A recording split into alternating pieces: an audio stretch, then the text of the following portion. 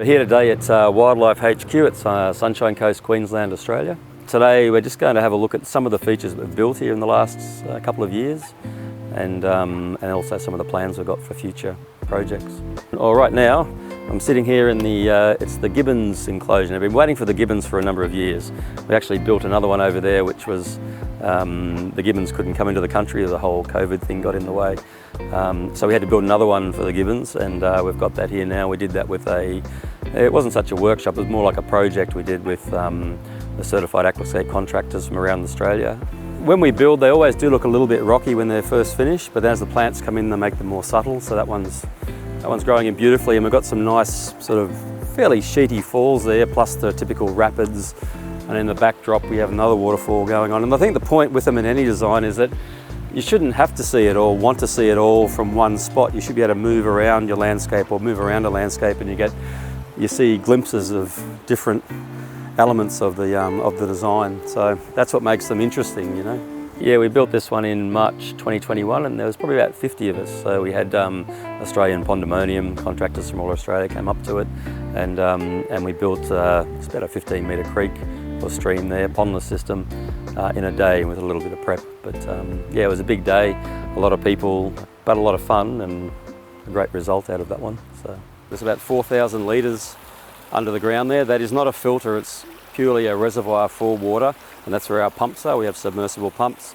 I love this little bit here. I really love the just the scattering of stone and the water just moving through that stone, you know. We're coming up to the capybaras. So the capybaras, again, very aquatic animals, herbivores, and the design on this one, again, it's going to be a large wetland in here.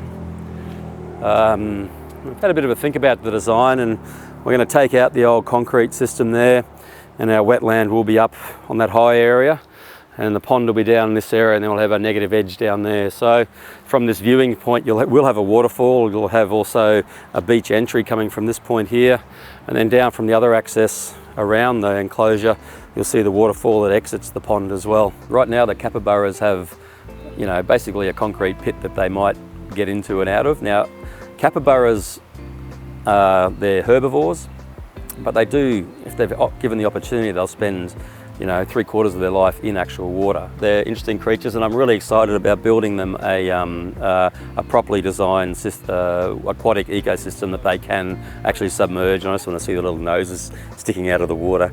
That's going to be a lot of fun. I'm really looking forward to that. I've been thinking about this one ever since we built the first one. It's like, the capybaras, because they're the ones that would actually be in it and be, you know, benefiting like directly from a properly designed ecosystem pond, which they could interact with. It's going to be great for us to watch as well.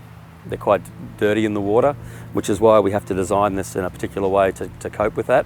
I don't know if we're going to guarantee or maintain full clarity of the water with this system, because of the amount of, you know, nutrient they're going to deposit in the water, but we are going to design it around that. So the wetland system, the upflow wetland system, which are massively efficient systems to build, we're going to really upscale that one and the flow rate through that to cope with that nutrient load. Plantings, we are going to also obviously incorporate plantings in the wetland, but we'll have to actually cage that off. It'll have to have a fence around it, because they just strip, being herbivores, they just strip everything. We want to maintain a bit of life there. They can eat the things that poke out of the fences and sort of harvest that, but not decimate the whole lot. And I want to do a beach entry and a couple of logs and a simple waterfall, aerate it well, and it'll be mostly sand actually. We're going to do quite a deep sand bed in that one.